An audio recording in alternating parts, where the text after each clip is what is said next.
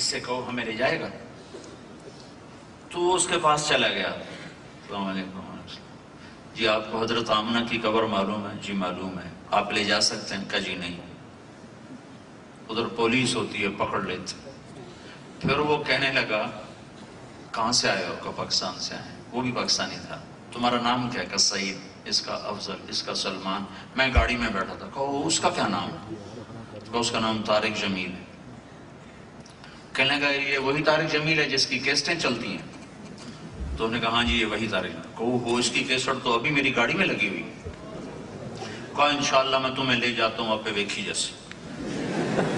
تو اس نے گاڑی بند کی اور ہمارے ساتھ جیپ میں بیٹھا، وہ 4 کلومیٹر لے کر ہمیں چلا روڈ پر، پھر اندر اتارا اور کوئی 4-5 کلومیٹر اندر ٹھو ٹھو ٹھو پتھروں سے ٹکراتے ہوئے، جھاڑیوں میں الجھتے ہوئے، اور کانٹے دار چھوٹی چھوٹی جھاڑیاں۔ ایک جگہ اس نے گاڑی کھڑی کی، پھر لے کے ہمیں پیدل چلا، اور آگے ایک پہاڑی ہوگی اتنی اونچی، کوئی 40-50 فٹ اونچی پہاڑی تھی، اس پر قدرتی ایک ایسے ہموار سطح تھی اس کی اوپر، باقی پہاڑ ایسے ملے ہوئے تھے کالے سیاہ۔ تو وہاں وہ قبر مبارک تھی اور عصر ہو چکی تھی، اور سوگوار شام جیسے ہوتی ہے وہ فضا تھی، اور وہ منظر بھی ایسا تھا۔ میں 14 صدی پیچھے مڑ کے دیکھنے کی کوشش کر رہا تھا کہ 25 سالہ ماں دم توڑ رہی ہے، اور 6 سالہ بچہ ماں ماں کہہ رہا تھا، اور آگے ماں جواب نہیں دے پا رہی تھی۔ مجھے ہارٹ اٹیک ہوا ہے تو مجھے اس سے ایک اندازہ ہوتا ہے کہ حضرت آمنہ کو ہارٹ اٹیک ہوا ہوگا کہ ان سے بولا نہیں جا رہا تھا، تو وہ اور پہلو بدل رہی تھی بے قرار ہو کر۔ یہ ساری نشانیاں وہی ہیں جو ہارٹ اٹیک کی ہوتی ہیں۔ تو آپ ماں ماں کہتے اور وہ آگے بات دیکھتی تھی اور بولا نہیں جاتا تھا۔ پھر دم توڑنے سے پہلے کہا، جیسے شمع بجھنے سے پہلے بھڑکتی ہے، تو ساری طاقت کو جمع کر کے فرمایا بیٹا کل حی میت و کل جدید بال، ہر زندہ نے مرنا ہے، ہر جوانی نے ڈھلنا ہے۔ مجھے لگتا ہے کہ تیری ماں کا وقت آ چکا ہے۔ لیکن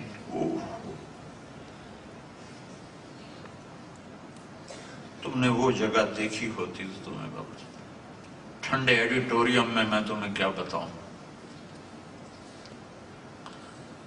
تمہیں کیا سمجھاؤں۔ میں ہزاروں دفعہ یہ قصہ سنا چکا ہوں، ہر دفعہ میرا دل بھر آتا ہے اور آنکھیں ڈبڈباتی ہیں کہ وہ منظر میرے سامنے آ جاتا ہے کہ اتنے بڑے نبی کو، اتنے بڑے حبیب کو اتنے بڑے امتحان میں ڈالا۔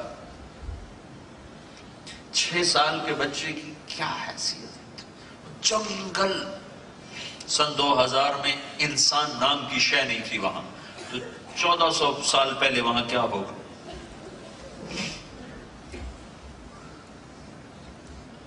وَلَدْتُ طُهْرًا، یہ آخری الفاظ تھے۔ میں نے ایسا بچہ جنا ہے جو ساری کائنات کو پاک کر دے گا، روشن کر دے گا، یہ آخری الفاظ تھے۔ اور پھر بچہ ماں کے سینے پہ سر رکھ کے رویا ہے، اور اسے معلوم ہی نہیں کہ میری ماں کو ہوا کیا ہے، ہنستی کھیلتی موت آ گئی۔ ام ایمن نے بھی دودھ پلا، 8 عورتوں نے دودھ پلایا۔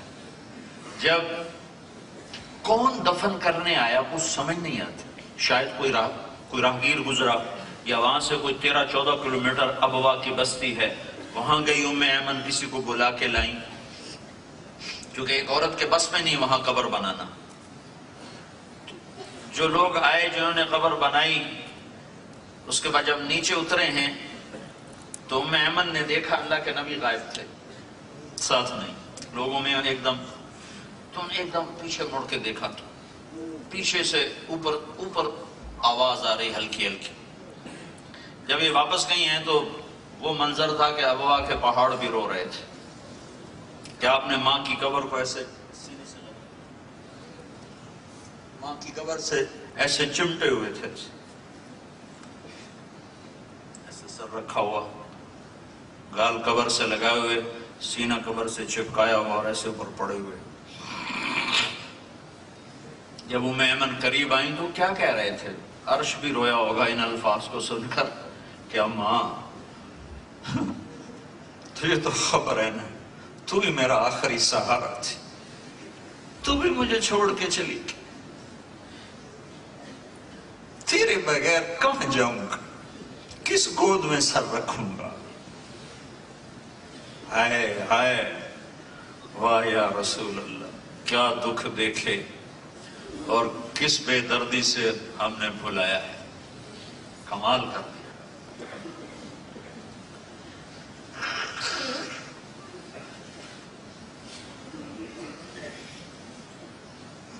ام ایمن نے کھینچا، بیٹا محمد اٹھو، کہ میں نہیں جاؤں گا، میں ماں کے بغیر کہیں نہیں جاؤں گا۔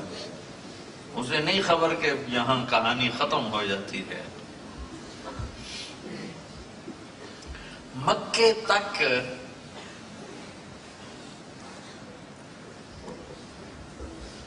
کیسے بلبلاتے ہوئے گئے۔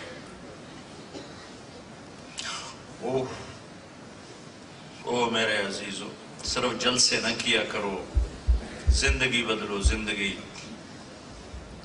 سیرت النبی کا جلسہ خیر و برکت کی چیز ہے، لیکن آخرت کے فیصلے صرف جلسے سے نہیں ہوں گے، آخرت کے فیصلے زندگی بدلنے سے ہوں گے۔ آج زندگی بدلنے کا فیصلہ کر کے اٹھو۔ آپ بے قرار ہو کر روتے، ماں کہاں سے آئے؟ کبھی نوکروں سے دل بہلا، کبھی نوکرانیوں سے دل بہلا، کیا بے نیاز ہے۔ مکے میں ماں کو مارتا تو دادا تو ہوتا، چاچا تو تھے، دادی تھی، چاچے تھے، پھوپھیاں تھیں، کوئی سینے سے لگاتا، کوئی پیار کرتا۔ مدینے میں موت دیتا تو مدینے میں نانکے بیٹھے ہوئے تھے، وہ اٹھا لیتے۔ میں حیران ہوں، کس جنگل میں موت، اور 3 راتیں مسلسل رلایا ہے۔ ہائے ماں، ہائے ماں۔ ایک واقعہ سناتا ہوں، کتنا دکھ جھیلا۔ 57 برس گزر گئے اس بات کو، 57 سال، 63 سال آپ کی عمر ہوگی، اور آپ حجۃ الوداع کے لیے تشریف لے جا رہے۔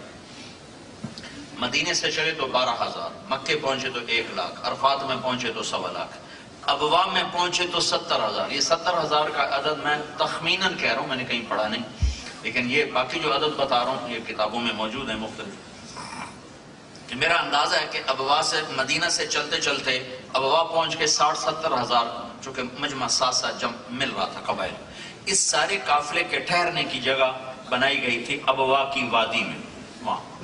لیکن جب آپ ماں کی قبر پر پہنچے تو وہ جنگل میں ایسے پہاڑوں میں، بیچ کا راستہ آپ نے لیا، تو جب آپ ماں کی قبر پر پہنچے تو آپ اونٹنی سے اتر گئے۔ اور میں تو چشمدید ہوں، وہاں تو 70 آدمی آرام سے نہیں بیٹھ سکتے۔ آپ نے 70,000 سے کہا ادھر ہی خیمے لگاؤ، ادھر ہی۔ اور دھوپ، اپریل کی دھوپ، احرام باندھا ہوا، سر ننگا، اور ماں کی قبر کے سرانے یوں بیٹھے، گھٹنے اوپر اٹھائے، ہاتھ یہاں رکھے اور سر نیچے دیا، اور پھر پھوٹ پھوٹ کے روئے ہیں، اتنا روئے ہیں کہ ہچکی بند گئی، اور داڑھی آنسوں سے تر ہو گئی۔ ہائے کاش میری ماں زندہ ہوتی تو میں اس کی ایسی نوکری کرتا کہ میں عشاء کے مصلے پہ کھڑا ہوتا اور میں سورۃ فاتحہ شروع کر چکا ہوتا، اور ادھر سے میری ماں کہتی بیٹا محمد، تو میں کہتا لبیک اماں جی، نماز بعد میں پڑھوں گا۔ میں ماں کے لیے نماز توڑ دیتا، میں اپنی ماں کے لیے نماز توڑ دیتا، میں نماز بعد میں پڑھتا۔ ہاں ہاں میرے عزیزو، صرف جلسے نہ کرو، زندگیاں بدلو، زندگیاں۔ وہ میری گھنٹے سوا گھنٹے کی بات سے کچھ احساس تو بیدار ہو سکتا ہے، زندگی تو بدلنے کے لیے تمہیں ارادے کرنے پڑیں گے، تمہیں اپنے